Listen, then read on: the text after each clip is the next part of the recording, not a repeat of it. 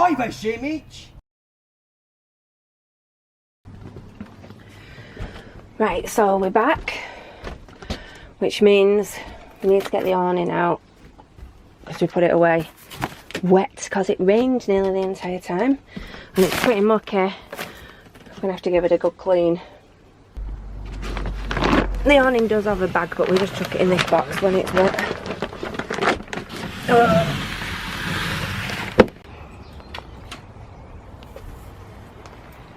You can just see how wet it was when we had to put it away. Is that on the inside or the outside? Oh, it's a bit of both, isn't it? So some of it will be condensation. Oh, look how dirty it is. Mud everywhere.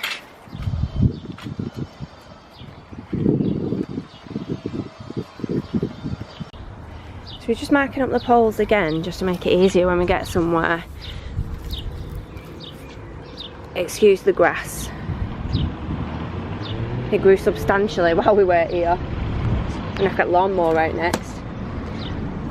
So we only had masking tape, so we just marked them up with numbers. So now we're going to take them off and just put a different coloured piece of insulation tape just to match pole to pole. Just makes it easier for us. And there we are, poles marked up, black to black, blue to blue, so on and so on. Watch me eye with that pole. Do you want some out? And there's the poles marked up. You can see that. Blue. I can't reach. Blue. Green and yellow iris. And the same again. Not put the side poles in because we're only cleaning it. Yeah, it is pretty wet. Got all that muck up there, all that mud. I don't know if I'm going to be able to reach up there. Might have to drop it to do that bit. So the instructions say, before use please be aware a new awning may initially leak slightly at the joints. It is essential when purchased to give the awning a good soaking with a hose, which we didn't do because we didn't know. Because somebody said they'd read the instructions. This will allow the stitching to swell. It may take several attempts to fully seal all of the joints, but after it is weathered it should be completely waterproof. Always ensure the awning is fully dry before dismantling. Right, so it's rained every time we've been away, like absolutely thrown it down. Yeah, the first time at Blackpool it rained, we didn't realise that we should have weathered it in by wetting it. But the first night it rained in, the second night it rained in, the third night it started to stop. And then when we went to Burrs, it were fine, weren't it? It didn't, there was a tiny leak coming from like one of the window seals or something, weren't there? And we thought we'd just need a little can of that waterproofing spray to patch that up. But this time, oh, it just got worse and worse. The more it rained, the more it poured. So I think what we're going to have to do, although I don't know I'm going to get that mud off there, is take it to a valeter's and get it waterproof, because it's just not worth the stress, is it? I don't know how many times we can weather it in before it stops leaking. We need to get it done. But there is a £45 cleaning fee if your awning's not clean before you take it, so we'll just have to see what we can do. We've just got a little bit of washing up liquid just to get this tough mud off these.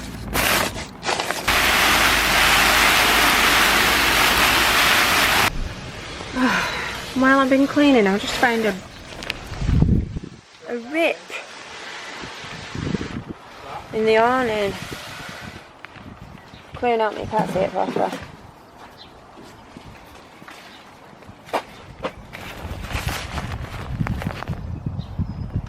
How that's ended up there, I don't know. That's in a really odd place as well, isn't it? Yeah. So the only thing that was behind that was the coat rack. That's so the wrong height. I can't. Yeah, it's the wrong height. I don't know where it's caught on something, hasn't it? Maybe when we were putting it up. That's more money. The awning only cost, we got it on offer, didn't we, for 200 quid. It's probably going to end up costing us more if I get it valeted and fixed and whatever else. So you're sorting the pegs out. Yeah. You like these new ones, don't you, that we got? We only need them. They came with the van, so we have got them with spares. And then we bought these ones. With the blue one, we just put it in and pull it up. Nice and easy. And with the old ones, you had to... Yeah, it's the holes in a weird place, isn't it? And then you have to lift that, but when it's in stone, it's a bit harder. Yeah, we were finding them really difficult to get out, weren't we, when we was in hard standing, whereas that...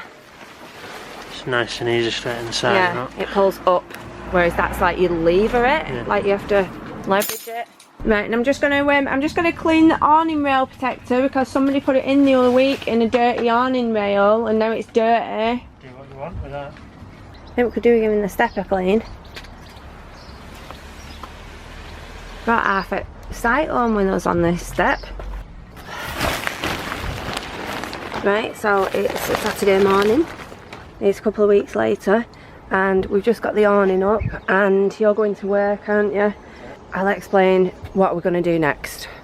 We went to TVS to take the awning to be waterproofed, and I took the leaflet in. I explained to the guy behind the counter, I think he was called Stephen, and he was so helpful. He said that he was quite surprised that we had so much water coming through, but maybe it's because it was a lightweight awning, it might not have been that good quality. So I asked him, can you do me a massive favour, because I'd only taken the leaflet in to show him. Can you do me a massive favour? If I bring it in, I've got it in the car, can you have a quick look at it for me? So he said, yeah, sure, no problem. So I brought it in, and he got it out the bag, and he said, I don't understand why there was so much water ingress. He said it's a decent awning for a lightweight awning, it's ripstop fabric. He said that shouldn't have happened, and I said, well, what should I do if you don't do waterproofing anymore? Is there anything that I can do? So he went on the computer and he actually found a product that they used to use. He said they stopped doing waterproofing about 15 years ago. So he recommended this product called Fabsil.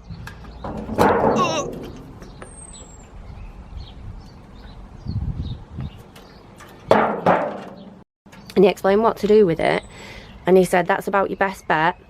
I think, I'll put the prices on, but I think that this was about 35, maybe a bit more, for this 5 litres, I think it is, Fabsil.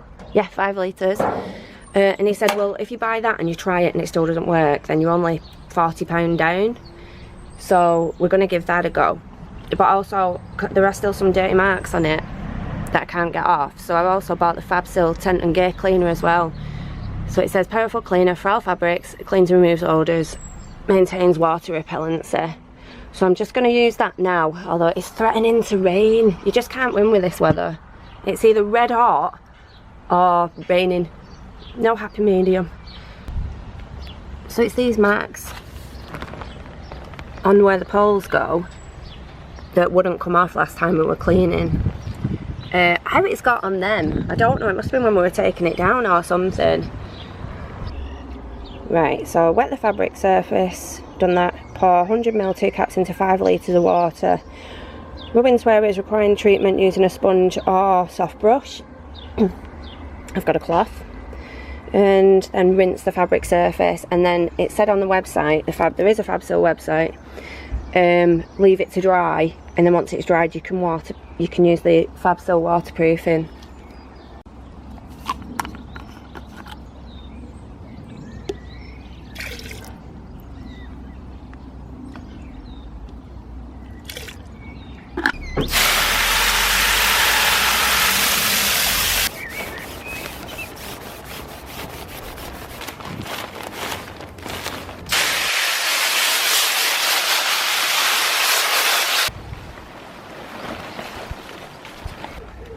Right, so once the Fabsil tent and gear cleaner is dry, you can put on the Fabsil Universal Protector. It says you can put it on with a spray, like one of them garden spray things you can buy, or you can just paint it on with a brush. I've just chose to get paintbrush and paint it on. Probably make less mess that way. And then you just leave it to dry. It says it can be used for lightweight awnings or medium weight canvases, and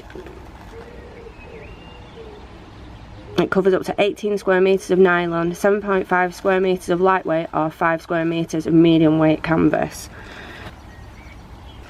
And I just want to say a really big thank you to Temp Valeting Services Limited, because they could have just turned around and said, oh no, it's knackered, you need a new one, get one from us, because they are an awning supplier now. They have a massive range of awnings, but they were really helpful. And because I anticipate this being a bit of a messy job, what I'm going to do is about this shower curtain for in the caravan over the bathroom door, but it's one of them, it was cheap and you get what you pay for, but it's like one of them really staticky polythene things that sticks to you. So what I'm going to do is I'm going to masking tape that over the windows, so I'm not slopping it everywhere when I'm doing the roof.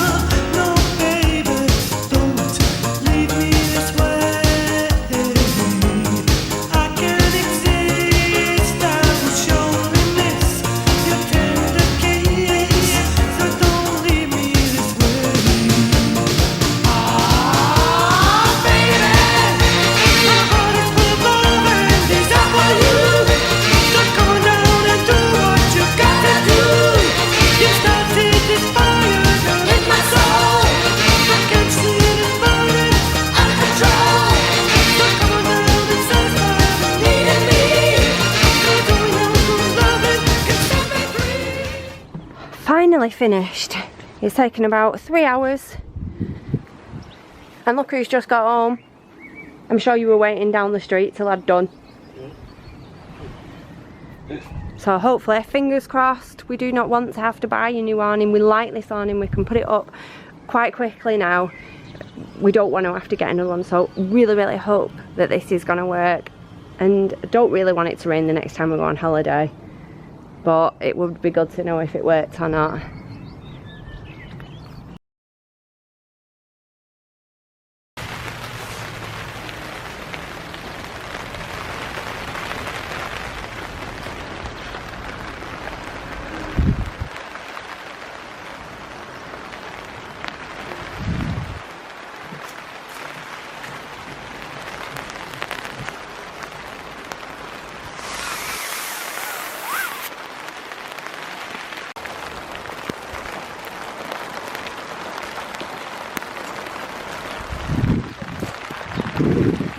Well, that Fabsil seems to have worked. We've had plenty rain. Hasn't been while we've been. Yeah. Why?